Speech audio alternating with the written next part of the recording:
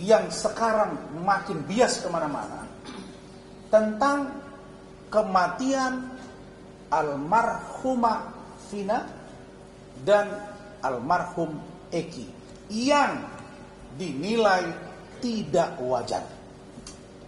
Nah, itu poinnya.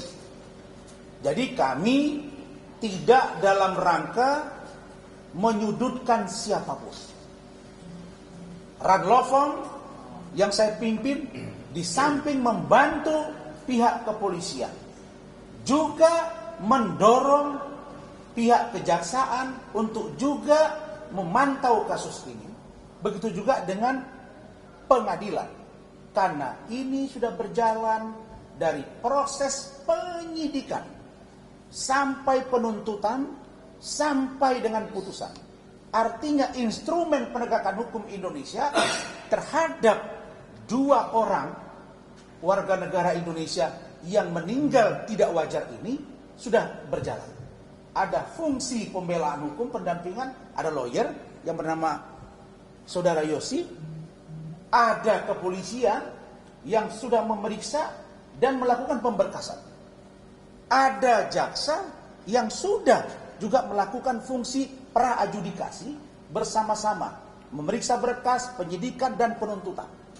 Dan ada hakim yang telah memutus perkara ini, bahkan ingkrah. Artinya sudah berkekuatan hukum tetap.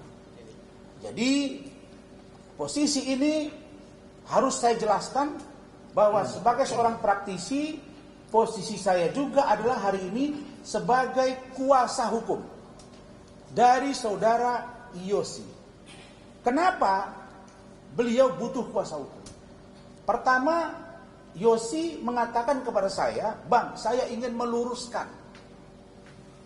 Karena ada banyak penjelasan dari orang-orang yang sekarang menjadi pengacara, apakah pengacara Vina, yang sekarang belum ada pengacara Eki, belum ya.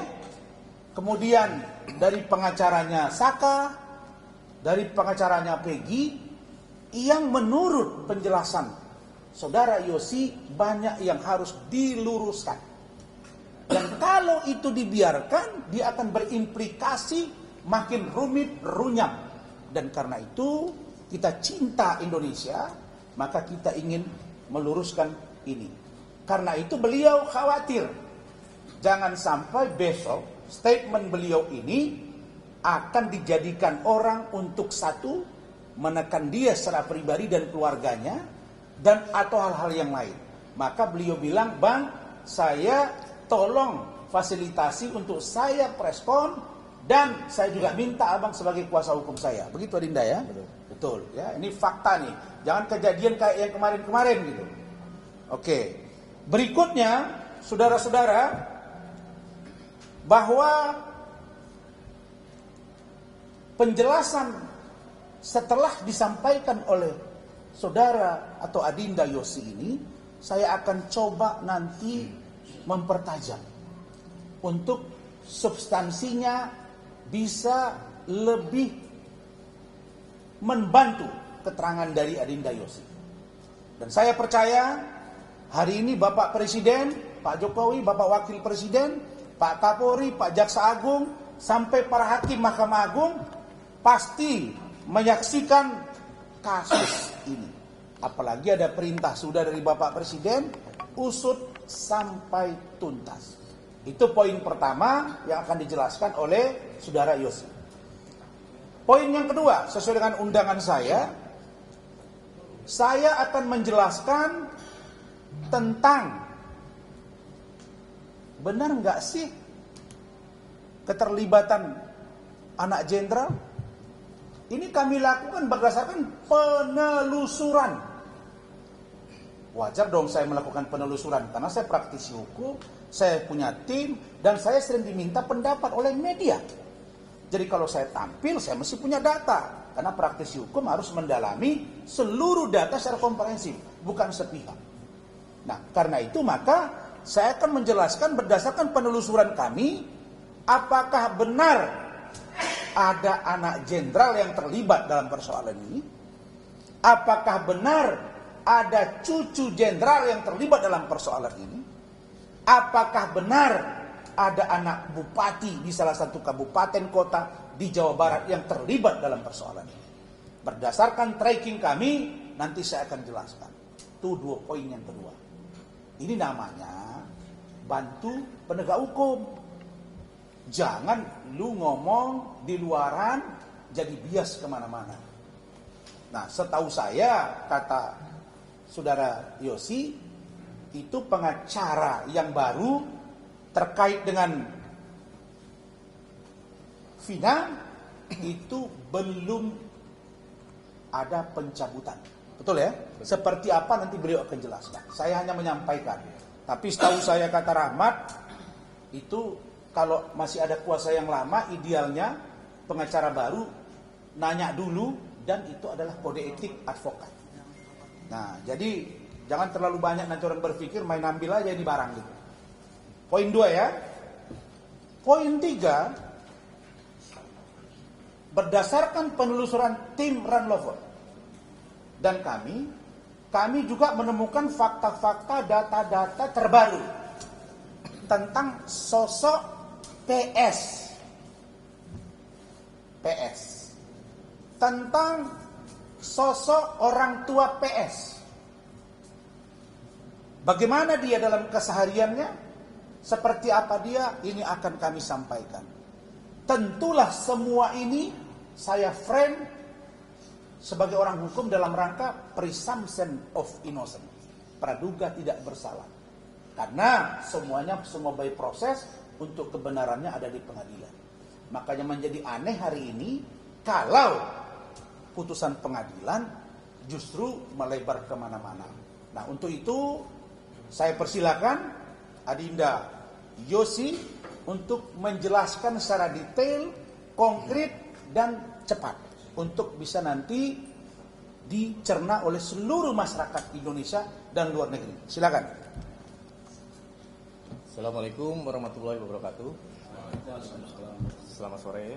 Terima kasih untuk Abang Rasman yang hari ini menjadi kuasa hukum saya, Bang. Ya, makasih. Terima kasih juga sudah menjembatani saya dalam press conference ini. Ya. Karena buat saya orang daerah, Bang. Ya. Kalau nggak ada Abang, ke siapa lagi? Pasti. Ya, oke. Saya akan menceritakan perkara almarhum Eki dan Vina di tahun 2016. Oke.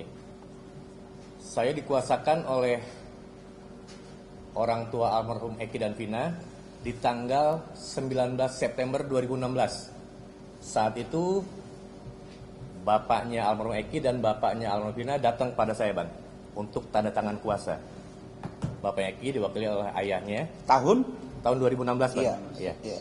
Diwakili oleh ayah kandungnya, Bapak Rudiana, dan almarhum Vina dikuasakan oleh orang tuanya juga, Bapak Wasnadi itu, Bang, namanya, Bang. Iya. Orang tuanya laki-laki ya? Iya, orang tua laki-lakinya. Saat itu ibunya Vina sedang berada di luar negeri, Bang, menjadi TKW. Oke. Begitu penandatangan kuasa, saya langsung bekerja dong, Bang. Iya. Nah, saat itu akan ada gelar perkara di Polda Jabar, Bang. Oh. Lihat kamera. Saat itu akan dilakukan gelar perkara di Polda Jabar. Di tanggal kalau nggak salah 22 September 2016, Bang. Oke. Kuasa saya berdasarkan laporan dari orang tuanya korban yang bernama Eki. Itu di tanggal 31 September 2016. Oke, saya langsung bergerak. Saya kerja. Saat itu saya langsung ke Polda. Orang tuanya Eki itu Pak Rudiana. Pak Rudiana, betul. Iya. Setelah kuasa itu saya dapat tanda tangan dari mereka, para keluarga, Bang. 2 hari ke depan atau 3 hari ke depan saya melakukan gelar perkara di Polda. Langsung itu. Itu yang hadir hanya saya sebagai pengacara para korban dan pengacara 5 tersangka saat itu, Bang. Itu Bapak Jonggi Nainggolan. Dalam apa namanya? Dalam gelar perkara itu tidak dibahas masalah asusila, Bang. Yang kita bahas hanya 340 dan 338. Oke, jelaskan apa itu. Oke. Pasal pembunuhan. Saat gelar perkara di Polda, pengacara para tersangka yang 5 orang itu, dia berargumen kepada saya bahwa klien saya bukan pembunuh. Kata JN, pengacara oke. tersangka, Bang, Oke. yang 5 tersangka itu. Oke. Saya bilang, nanti dulu Abang. Kalau klien Abang yang 5 tersangka ini bukan pembunuh, sudah ada salah satu tersangka yang di bawah umur sudah disidangkan. Nggak mungkin dong kalau sudah disidangkan. Sekarang dari kepolisian ke kejaksaan itu kan, iya, ada proses kan. Dari Iya. kejaksaan ke pengadilan pun ada proses. Iya. Dan sudah disidangkan. Saya pikir tidak mungkin kalau ini salah tangkap, Iya. ya kan? Langsung ke kamera, langsung ke kamera. Dan awal perkara ini itu adalah dugaannya kecelakaan lalu lintas. Awalnya, iya betul, Bang. Awal kecelakaan lalu lintas di tanggal 27, makanya bapaknya korban Eki itu, Pak Rudiana, dia tanggal 31 membuat LP polisi, laporan polisi. Nah, jalannya perkara ini, Bang. Setelah pendampingan di Polda itu, selang berapa lama ya, 1 bulan kayaknya, itu disidangkan, Bang, di PN Kota Cirebon. Di PN Kota Cirebon. Saya mengawal kasus persidangan itu dari awal sampai putusan. Dari awal sampai putusan. Dari awal sampai putusan, Bang. Sampai vonis ya. Sampai vonis ya. Iya. Waktu itu sidang tertutup. Sidang tertutup. Saya saat itu di 2017 awal pas sidang itu, saya statement di media, di Radar Cirebon, Bang, bahwa kenapa ini sidang harus tertutup. Nah, ternyata kata penjelasan dari pihak pengadilan bahwa ini ada kasus asusila. Tetapi ternyata dalam persidangan itu kasus asusila tidak dibawa dalam materi sidang. Hanya pasal 340 dan 338 pembunuhan. Itu, Bang. Oke. Oke. Setiap kali sidang di pengadilan, saya pasti statement di media. Masalah materi sidang yang disidangkan, Bang. Oke. Saat sudah berjalan itu, ini kita mengarah pada putusan ya, Bang ya. Iya.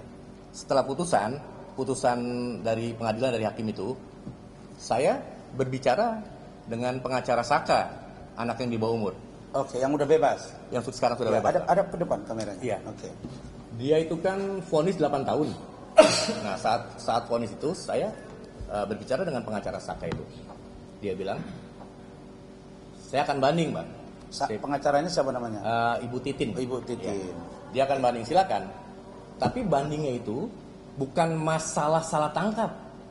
Tetapi banding itu terhadap vonis yang 8 tahun. Yang saya tahu dari Undang-Undang Perlindungan Anak itu, maksimal anak itu kan 3 tahun 6 bulan. Iya. Jadi dia mau merubah vonis itu menjadi vonis yang 3 tahun 6 bulan itu, Bang. Jadi bukan salah tangkap ya? Bukan, waktu itu tidak. Bukan seperti yang berkembang selama ini. Tidak ada bahasa salah tangkap saat itu. Dan saat itu, ingat Bang, pengadilan itu lancar-lancar aja loh. Nggak ada masalah di pengadilan PN Kota Cirebon. Masalah itu terjadi waktu pertama sidang karena tertutup. Banyak masyarakat yang mau melihat siapa sih sebenarnya pembunuh-pembunuhnya itu kan. Muka-mukanya mereka mau lihat. Tetapi mereka kecewa karena sidang tertutup. Makanya waktu itu saya langsung statement di media, Bang. Harus sidang terbuka karena ini kan kasus pembunuhan. Harus terungkap jelas. Waktu putusan pun mereka banding itu loh. Makanya saya kaget waktu 8 tahun ke depan ya, Bang ya. Begitu ada film tentang 7 hari meninggalnya Vina. Kok bermunculan statement-statement yang bahwa ini adalah salah tangkap. Saya sempat menelpon Ibu Titin, kalau salah tangkap gimana, saya bilang. Ini kan posisinya saat itu, di 2016, kenapa Anda tidak upaya hukum? Kalau misalkan Anda upaya hukum, Anda lakukan, berarti upaya hukum itu kalah dong, ditolak dong, Bang. Posisinya, upaya hukum pasti ditolak karena putusan mereka itu tetap. Yang 7 orang itu seumur hidup dan yang 8 tetap di 8 tahun. Itu menurut kita para lawyer ya, Bang ya. Iya.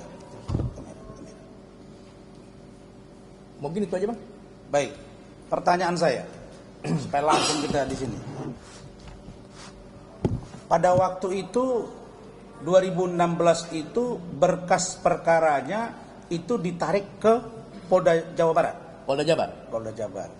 Ketika gelar perkara itu, di situ yang justru dibedah itu adalah tentang pembunuhan berencana. Pembunuhan berencana 340 dan 338 Bang. Tidak ada kaitannya dengan urusan perkosaan. Tidak. Tidak ada ya. Baik. Ketika kasus ini disidangkan dan atau masih proses di kepolisian, ada tidak kekacauan, kegaduhan seperti yang sekarang ini sehingga banyak pihak menganggap bahwa ini ada putusan yang keliru, mystery of justice kira-kira begitu? Ada nggak waktu itu kekacauan, keributan dan lain-lain? Tidak ada Bang. Tidak ada. Cuman saat di persidangan itu para pelaku ini Bang yang dulu Iya. terdakwa itu emang keterangannya kalau hakim menjawab dia selalu apa ya? Selalu melenceng-melenceng yang saya lihat. Melenceng. Iya. Oke. Sekarang kita masuk ke DPO. Iya. Ketika di persidangan itu DPO-nya seperti apa yang Yosi dengar? Baik dari pelaku tersangka, terdakwa, ya yang sekarang jadi terpidana, bagaimana ceritanya? Ada yang bilang 3, ada yang bilang 1, atau seperti apa? Waktu saya mengawal sidang itu memang terdakwa itu ada 11 Bang dalam persidangan. Terdakwa itu ada 11. Ada 11 betul. Oke. Nah, yang disidangkan 8 orang tuh 1 sudah lebih dulu kan yang di bawah umur, Ya. yang 7 itu menyusul. Saka maksudnya. Oke. Saka lebih dulu sidangnya. Bang. Oke. Yang 7 nyusul itu. Oke. Dan yang 3-nya itu tetap DPO. Ada 11 orang. Tetap DPO. Iya, ada 11 orang terdakwa saat itu, Bang. Ada 11 orang terdakwa, tapi yang datang tuh hanya 3. Maaf, yang datang itu hanya 8 di situ. 8 betul, Bang. 3 itu tidak. Tidak. Oke. Sekarang itu sudah dilakukan penangkapan terhadap 1 orang Peggy. Ada 2 lagi yang dipertanyakan oleh masyarakat. Di satu sisi kita sudah melihat bahwa Polri sudah bekerja cepat dan sudah menangkap 1. Dan Polri mengatakan dalam ini Polda Jabar bahwa mereka setelah mendengar keterangan semua pihak, termasuk para tersangka yang sekarang jadi terpidana, terdakwa itu, mengatakan bahwa itu berubah-ubah. Ada yang bilang bukan 3, ada yang bilang 5, ada yang bilang 1, ada yang bilang 2. Nah, itu yang kamu tahu seperti apa? Saya tegaskan dalam press conference ini, Bang, bahwa DP itu ada 3, Bang. Waktu di pengadilan pun, jangan di pengadilan, waktu BAP pertama pun, saya sempat baca itu, Bang, itu 3 DPO, Bang. 3 DPO? 3 DPO, betul. 3 DPO, oke. Apakah terhadap kaitan penangkapan yang sekarang terjadi, kemudian polisi sudah mengatakan setelah mereka melakukan gelar, melakukan verifikasi, melakukan pendalaman karena keterangan yang berbeda-beda, sehingga mereka memutuskan bahwa ini hanya 1, yaitu Peggy. Nah, bagaimana berikutnya nanti Peggy bersuara seperti apa, tentu itu yang harus kita dukung. Bagaimana sikap polisi? Pertanyaan saya kepada Saudara Yogi, percaya nggak saudara sekarang dengan apa yang telah dilakukan polisi demi mengungkap kasus ini? Saya percaya sepenuhnya pada Polri, Bang. Kenapa saya bilang seperti itu? Waktu awal aja, ini Polri sudah sangat bagus ini menangkap para tersangka saat itu ya, Bang ya. Yeah. Menangkap para tersangka selang berapa hari ya dari tanggal dia kan ditangkap itu kan tanggal 29 tuh. Iya. Dari pembunuhan tanggal 27 29, 3 Yeah. hari, Bang. Oke. Itu sudah sangat bagus buat Polri, apresiasi buat Polri. Maka Abang tadi bilang bahwa apakah saya percaya kepada Polri? Iya. Saya sangat percaya pada Polri. Karena Polri itu adalah ujung tombak kita di bidang hukum di bidang. Jadi tidak ada kejanggalan ketika dilakukan proses penyelidikan sampai mereka divonis. Tidak ada sama sekali. Tidak ada sama sekali. Baik, Aman-aman aja. baik. Pertanyaan saya terakhir. Masalah surat kuasa bagaimana sebenarnya? Apakah sudah dicabut atau belum ini surat kuasa terhadap Yosi dari keluarga almarhum Eki dengan keluarga Vina? Oke, Bang. Saya juga sebenarnya sangat kecewa nih terhadap keluarga Vina. Ada pesan? Iya. Karena pertama, Waktu itu dia statement di media bahwa tidak ada pengacara yang membela dia karena mereka orang tidak punya. Saya bilang saya kaget waktu lihat di YouTube itu. Loh, saat itu saya menjadi kuasa hukum keluarga korban loh dua-duanya loh. Ya kan, keluarga korban dua-duanya. Dan saya membela kasus ini tanpa pamrih, Bang, untuk kemanusiaan, Bang. Tidak ada biaya spesial pun dari keluarga Vina dan keluarga Eki. Itu yang pertama. Yang kedua, saya sangat kecewa dengan keluarga Vina. Dengan dibuatnya film ini, dia tidak konsul kepada penasihat hukumnya. Makanya sekarang jadi liar sekarang berita-berita masalah perkara Eki dan Vina. Karena dengan adanya film tersebut. Jadi idealnya sutradara itu harus koordinasi dan konsultasi kepada kuasa hukum, karena kuasa hukum yang tahu perjalanan kasus ini. Begitu ya? Itu. Karena yang membuat legal opinion kan saya, Bang, dari awal, Bang. Ya, jadi karena itu Adinda Yosi, kita sudah dorong agar penyidik Polda Jabar untuk memeriksa pihak production house dari film Vina Sebelum 7 Hari, juga sutradara. Yang kedua, kita juga mendorong, karena begini, keterangan yang berbeda-beda itu, ada yang bilang 3, ada yang bilang 5, DPO itu kan dari keterangan awal. Nah, kemudian ada dugaan yang menyuruh merubah itu. Betul ya? Iya. Yang kita duga Betul. berinisial JG, seorang lawyer yang kita duga obstruction of justice.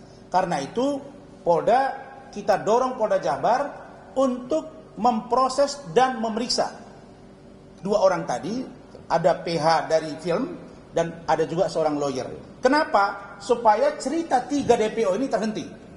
Kalau memang satu, clear sampai di situ. Itu baik. Itu poin pertama ya. Poin yang kedua. Poin yang kedua terkait dengan banyaknya beredar informasi bahwa ini seolah-olah melibatkan anak seorang jenderal. Ada jenderal aktif, ada jenderal purnawirawan yang katanya ini orang gede di negara ini. Nah, sekarang saya jelaskan. Berdasarkan penelusuran kami bahwa Kapolres Cirebon Kota tahun 2016 pada bulan Agustus ya, itu adalah AKBP AD, V dan D. Sorry ya. Inisial A, V, Victor ya, B. Ini Kapolresnya 2016. Dan sebelum beliau menjadi Kapolres, ada seorang Kapolres juga berinisial AKBP IJ, India Jenggo. Nah, kemudian kasus ini sama sekali tidak ditangani oleh Kapolres AKBP A, V, B. Ya, ini penelusuran. Saya nggak mau sebut nama orangnya langsung. Kenapa? Pertama, kasus ini sudah ditarik oleh Polda Jabar dan digelar di sana. Dan itu dibuktikan berdasarkan pengakuan dari Saudara Yosi bahwa ketika beliau terima kuasa, beliau dilibatkan langsung dalam gelar perkara itu. Kalau kita sebagai lawyer dilibatkan, artinya gelar perkara khusus dong. Tapi meskipun digelar secara khusus, Kapoldanya pada waktu itu Bapak Irjen Pol Purnawirawan Bapak Anton Carlyan. Beliau mengatakan pada waktu itu tidak ada hal yang menjadi sangat atensi publik sehingga harus turun tangan dengan sedemikian rupa seperti sekarang. Hanya berjalan normal, hanya saja kenapa ditarik dari Cirebon Kota ke Jawa Barat, Polda Jabar, karena salah satu korbannya adalah anak polisi, yaitu Bapak Rudiana. Jadi keluarga dari pihak pelaku dan yang lain-lain ketakutan. Udah tarik aja ke Bandung, Polda Jabar. Itu dasarnya. Bukan karena atensi publik atau ada kegaduhan di sana. Oke. Berikutnya, ada yang menyebut, ini anak jenderal itu. Anak jenderal AVB. Di sini jelaskan kepada saya berdasarkan data, pada saat itu anak beliau baru berumur 2 tahun. Tidak mungkin dong anak 2 tahun ikut geng motor. Ini biar clear nih. Jadi kalau lawyer itu, praktisi hukum itu, kasihlah logika-logika hukum untuk memperbaiki dan membantu pihak penegak hukum. Jangan menggiring-giring sampai sekarang Prapin nggak jadi ini barang. Kemudian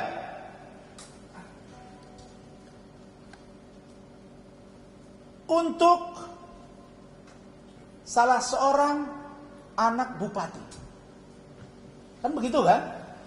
Anak bupati, dan ini dikait-kaitkan dalam satu rangkaian yang katanya ini kerabat. Pada saat yang bersamaan, kalau disebut anak bupati inisial NA, ketika dicek pada saat itu anak inisial NA sama sekali berdomisili di kabupaten tempat domisili dia, bukan di Cirebon. Bukan di Cirebon. Dan umurnya pada waktu itu sekitar 16 tahun. Dan saat ini anak tersebut memang sedang mengikuti pendidikan di Akademi Kepolisian. Tapi dipastikan dan keluarganya siap mempertanggungjawabkan bahwa sama sekali anak dari bupati dimaksud sama sekali tidak terlibat. Tapi sebagai lawyer profesional, kami hanya menyampaikan data yang kami tahu tanpa menuduh. Silakan didalami ini. Kan begitu. Karena itu muncul pertanyaan berikutnya. Wah, ini ada lagi orang hebat jenderal besar di belakangnya. Ini cucunya. Jadi anak dari anak si A, V, B, kemudian anak A, NA, bupati, dan satu tadi jenderal aktif. Sekarang katanya cucunya lagi nih, makin gede. Sama sekali keterangan yang terkait dengan jenderal A, jenderal B, bupati A, bupati B itu tidak ada. Datanya ada di kami. Bagaimana cara memperkuat data ini, memvalidasi data ini? Silakan datang ke Polda Jabar, silakan datang ke di Mabes Polri. Di sana ada kok. Ada asisten SDM yang tahu tanggal berapa, bulan berapa Kapolres Cirebon Kota. Tanggal berapa? Kapoldanya siapa? Dirnya siapa? Kasatnya siapa? Pasti nama. Oke. Itu poin yang kedua. Poin yang ketiga tentang sosok terbaru yang kami dapatkan terkait dengan saudara PS alias PR dan juga orang tuanya. Berdasarkan informasi yang kami terima, saudara PS ini, kami mohon ini ditelusuri oleh Polri, dalam ini Polda Jabar. Dia ini diduga punya kelompok yang disebut dengan Jack Garis Keras. Jack Garis Keras. Jack Garis Keras ini merupakan kelompok supporter Persija di Cirebon yang sering terlibat beberapa kali bentrok antar supporter dalam kelompok ini dan menjadi aksi terdepan manakala melakukan aksi-aksi bentrok. PS ini yang di depan. Nah, jadi kalau kita lihat di TV sekarang kelihatan seperti orang yang sangat lugu. Data yang kami terima tidak begitu. Kemudian PS ini adalah tokoh di kalangan dia, sesama anak muda, dan suka memang mensweeping kelompok bola Bobotoh. Ya, tafsirkan sendiri. mencopot kaosnya, mencopot atributnya. Nah, silakan polisi mendalami itu, dan kami mohon Pak Dirkrimum Polda Jabar yang sekarang sudah dibantu oleh Bareskrim Mabes Polri untuk memeriksa kelompok Jack garis keras ini dan orang-orang yang suka ribut, karena ini berbahaya. Sedangkan namanya itu bukan disamarkan yang kami dapat info, tapi diduga disengaja. Dari nama PS menjadi R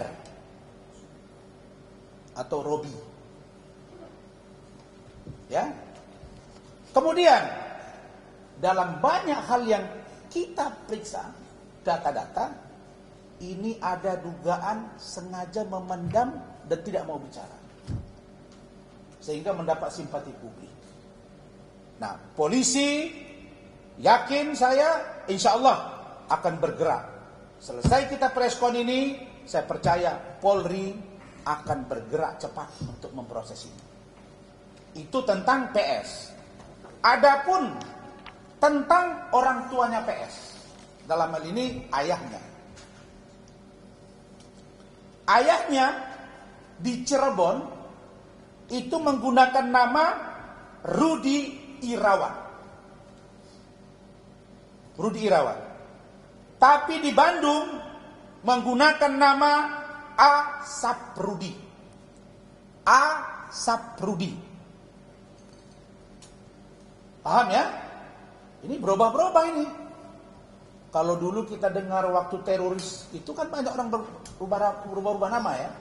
Ya ini bukan berarti teroris, tapi kalau kejahatan kan lebih dari teroris juga, bunuh orang.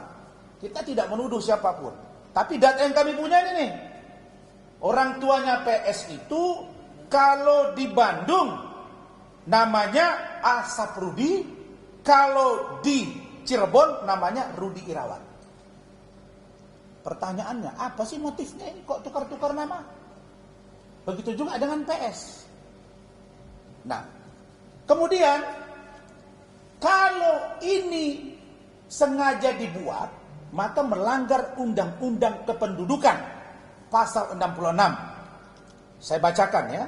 Setiap orang dilarang membuat data pribadi palsu atau memalsukan data pribadi dengan maksud untuk menguntungkan diri sendiri atau orang lain yang dapat mengakibatkan kerugian bagi orang lain, dan diancam pidana 6 tahun penjara.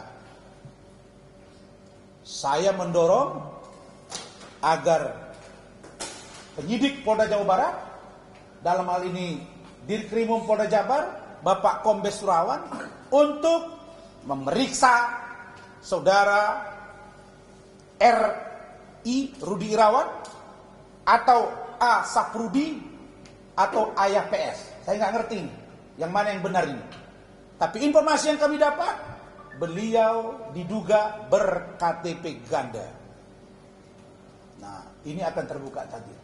Nah, inilah beberapa poin-poin rekan-rekan semua yang perlu saya sampaikan.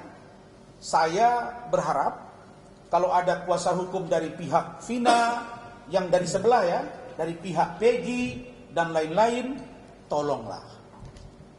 Kalau ada undangan dialog di media, apakah di podcast, apakah di TV, atau apakah namanya, yang bersifat uji pemikiran terhadap kasus yang ditangani, datanglah.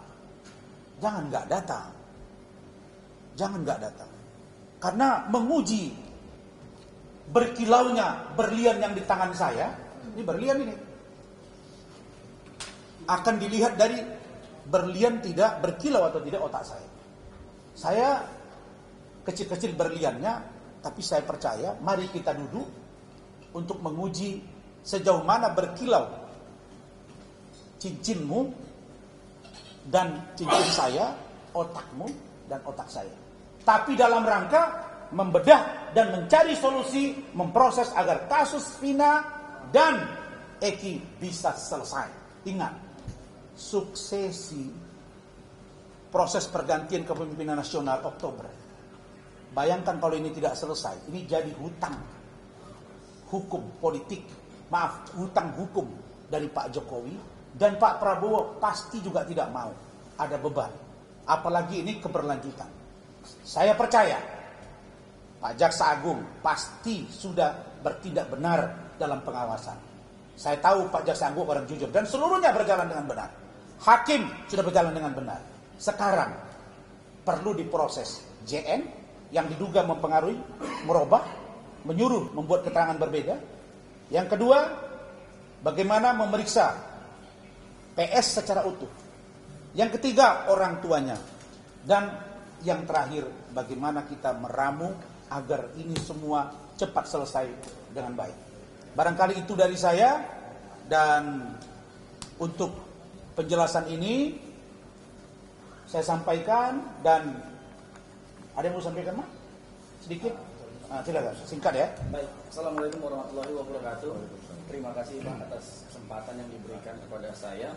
Baik, teman-teman media, saya singkat aja informasi yang mau saya berikan. Pertama, bahwa kita, karena kami ini adalah bagian dari penegak hukum, harus memberikan pencerahan kepada para netizen, harus memberikan pencerahan kepada masyarakat, ya kan? Terkait dengan isu Vina ini. Teman-teman, satu yang harus kita pahami bersama, perjuangan kita adalah justice for Vina dan Eki, ya kan? Saya pikir itu poinnya. Keadilan itu untuk Vina dan Eki, bukan yang lain. Itu dulu yang pertama.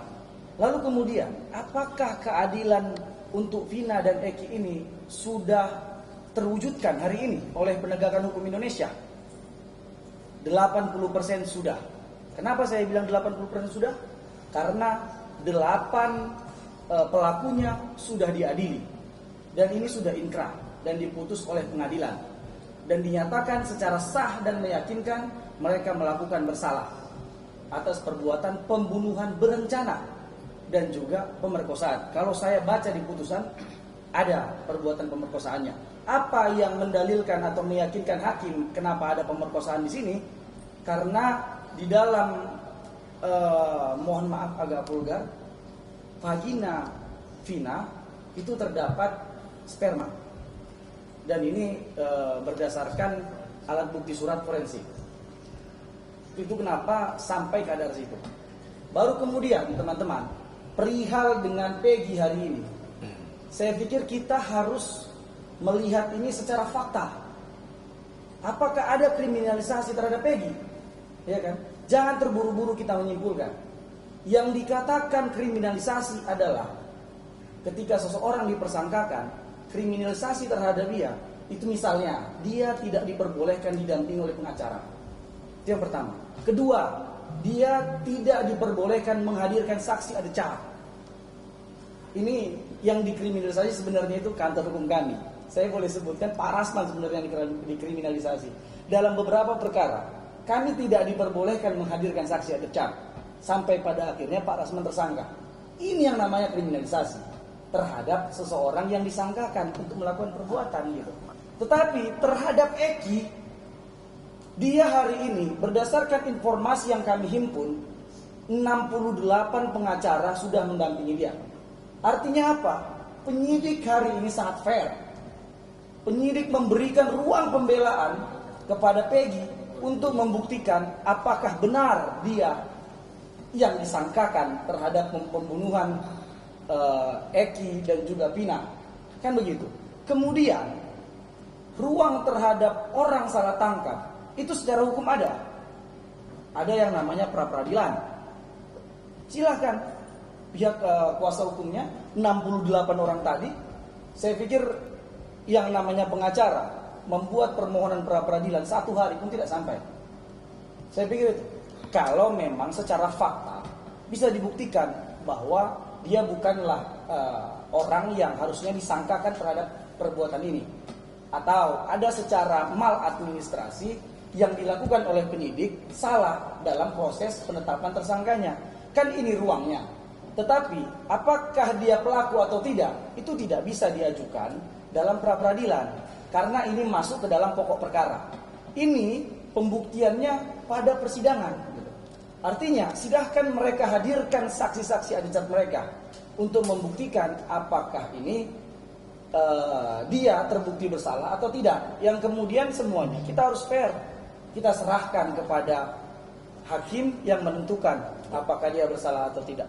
Terakhir, teman-teman, saya berpesan, mari kita baca putusan itu secara gamblang, secara keseluruhan terhadap 8 terpidana ini.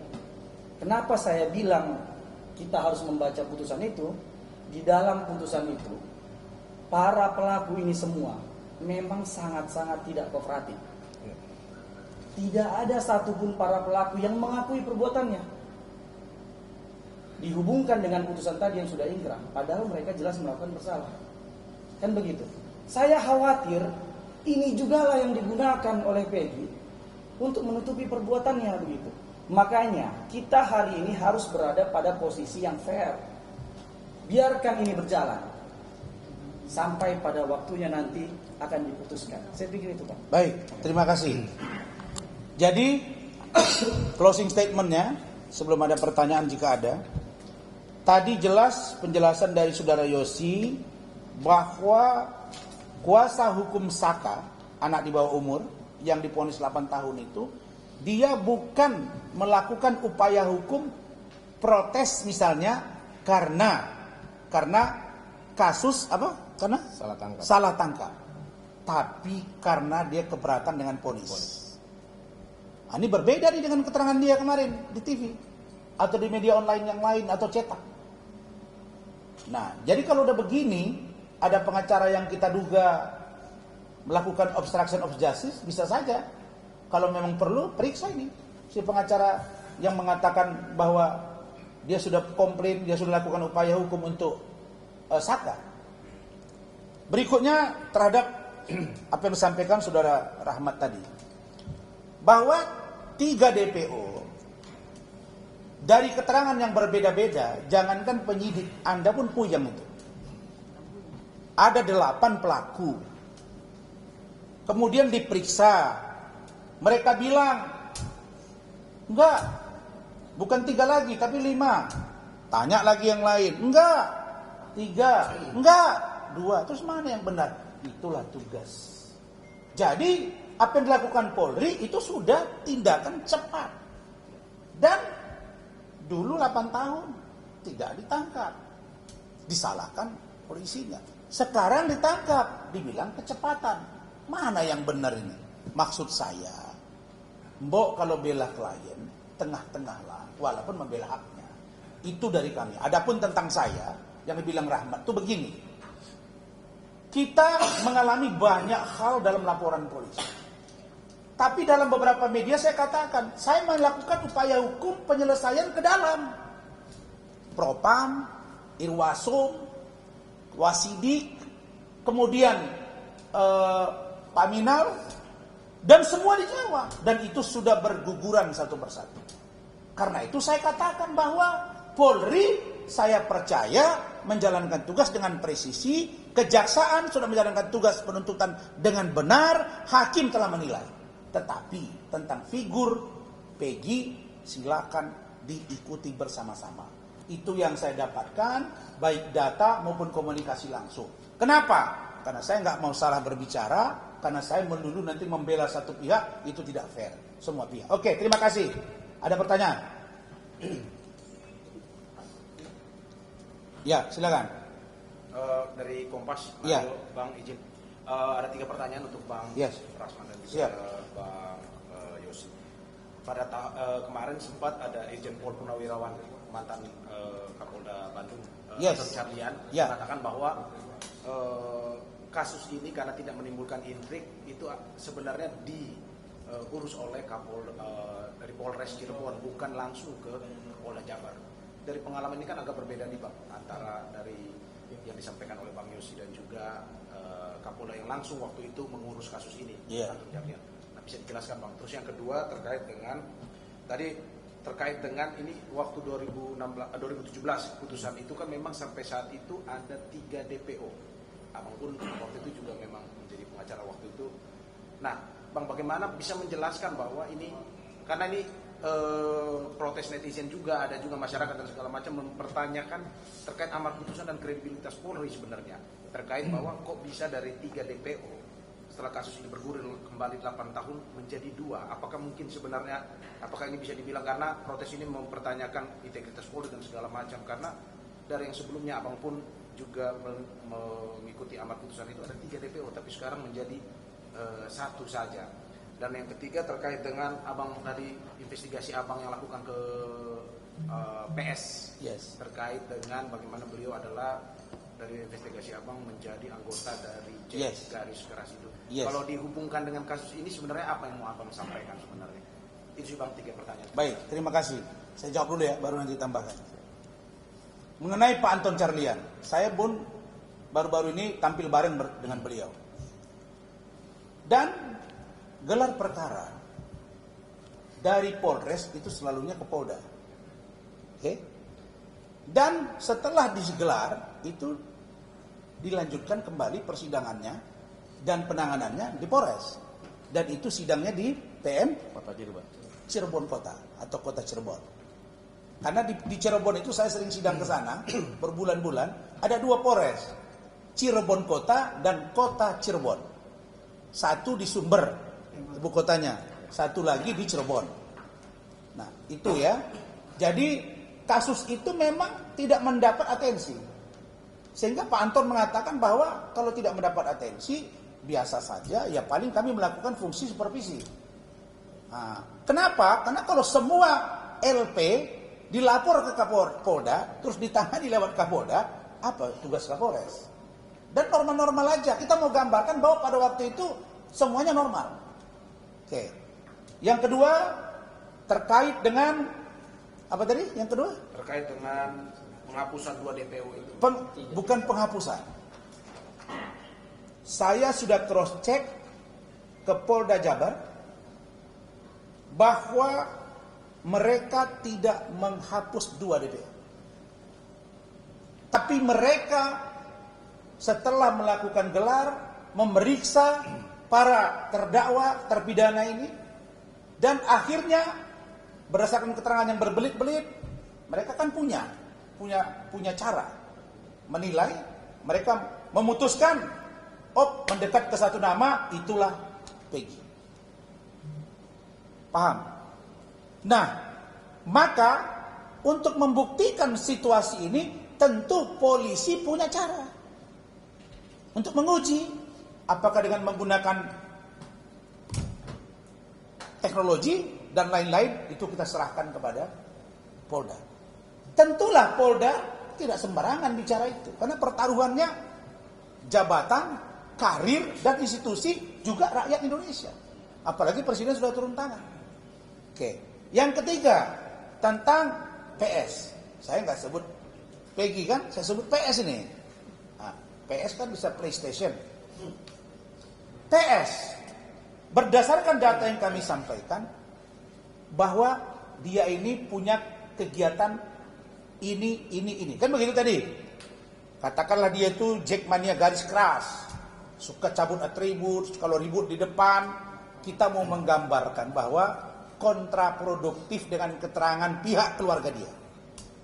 Yang mengatakan orangnya polos, tidak ngerti. Saya bingung juga. Kenapa bingung? Masa iya sih mereka masih hafal tanggal-tanggalnya 8 tahun yang lalu? Kita aja yang sudah keluar S3 agak berat menghafal itu. Tahun yang lalu saya ditanya tanggal berapa, jam berapa, pasti nggak ngerti saya. Kok mereka hafal ya? Bingung juga saya. Itu yang perlu didalami. Kalau ternyata skenario ini ada dugaan pemalsuan identitas, ada secara sengaja berbohong, melibatkan banyak orang, rame-rame mereka berbohong, rame-rame mereka proses secara hukum. Karena kita nggak mau ini jadi beban kita semua, seolah-olah negara ini nggak bisa selesai-selesai urusan kasus dan demi kasus. Nah, inilah yang kita inginkan agar proses pengawalan hukum berjalan dengan baik dan normal. Oke, satu lagi, terakhir. Cukup? Oke, dari mana deh? Dari Bekasi. Oke. Sekarang ini kan lagi ada beredaran CCTV ya Pak, yang dari hasil Apa? CCTV. Kenapa? Itu CCTV itu nanti pada waktunya hasilnya seperti apa? Kan sudah diminta dilakukan audit forensik. Benar kan? Akan diperiksa semua nanti. Pada waktunya itu akan disampaikan ke publik. Tapi yang perlu saya sampaikan, berdasarkan data yang saya terima dari pihak, apakah keluarga Peggy, apakah dari Vina dan lain-lain, dan kepolisian, semuanya akan dibuka secara transparan dan telanjang di depan mata kita semua. Bahwa tidak ada yang tutup-tutupi. Hanya saja beri kesempatan kepada polisi untuk memeriksa Peggy. Kalau mereka mengatakan satu, tunggu. Terbukti atau tidak Peggy. Jangan dipaksa satu jadi dua. Jangan paksa dua jadi tiga. Atau jangan paksa tiga jadi dua. Tidak boleh. Karena mereka yang melakukan proses penyidikan, bukan kita. Kita ini punya kewenangan masing-masing. Kayak kami pengacara, kami pendampingan, pembelaan hukum. Tapi untuk kasus CCTV, ada lagi keterangan Mel-Mel. Mel-Mel ini nongol lagi belakangan. Dia belum pernah diperiksa. Biarkan nanti polisi periksa itu. Satu-satu akan kelihatan. Makanya saya juga bingung. Anak ini lugu banget ya. Siapa sih dia sebenarnya? Peggy ini kita telusuri. Oh bapaknya begini, kita telusuri. Ternyata ini. Nah jadi tolong Senin kalau bisa Pak Dir periksa bagaimana kelompok Jack ini dan orang yang diduga memalsukan identitas ini untuk diproses secara hukum, termasuk pengacara kalau dia terlibat dan atau orang-orang yang secara sengaja. Baru yang terakhir, tolonglah teman-teman pihak kuasa hukum, percepatlah perapit itu supaya cepat selesai urusan ini. Demikian, terima kasih. Tambahkan sedikit sebelum di closing. Terima kasih buat rekan-rekan media. Bersyukur hari ini saya menyempatkan diri datang dari Cirebon ke Jakarta untuk yang pertama menandatangani surat kuasa kepada kantor Kumran dengan Bapak Rasman Nasution, dan sudah dilakukannya press conference ini. Terima kasih banyak. Baik. Dan saya sudah beritahu tadi Saudara Yosi atau adinda saya ini untuk tidak banyak berkomunikasi. Beliau perlu pendampingan dan saya akan bersama dia terus. Jadi kalau Anda ingin keterangan dari dia, kami akan bersama. Kenapa? Karena kita nggak mau bias kemana-mana. Kita mau bantu Polri, kita mau bantu jaksa, kita mau bantu hakim, kita mau bantu presiden. Supaya kasus ini bisa selesai dengan baik, jangan tambah beban. Karena ini bukan tempat entertain. Kalau entertain itu Arif tuh, yang tahu tuh teman saya. Oke, terima kasih. Wassalamualaikum warahmatullahi wabarakatuh. Selamat sore.